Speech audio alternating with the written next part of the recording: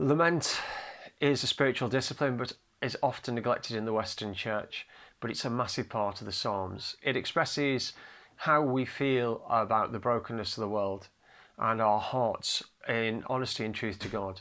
It expresses the difference between the world as it is now and the world as it will be, between the now and not yet of God's kingdom coming.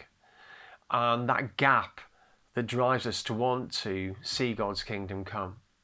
It also actually expresses something in the heart of God. We know that in Genesis, when the world started to go wrong, God grieved.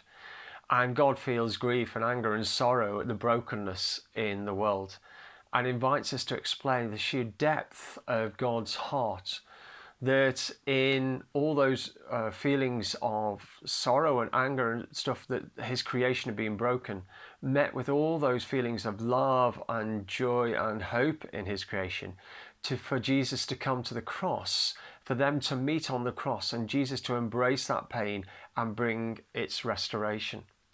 And lament is part of what, in that sense, drove Jesus to accept the way of the cross as he saw the brokenness of the world. And we're invited into that big heart of God. And so do open yourself to this big-hearted prayer that feels the brokenness of the world, that shares it with God and finds it echoed by God. And see how God leads you deeper into him and his love for the world as you lament its brokenness.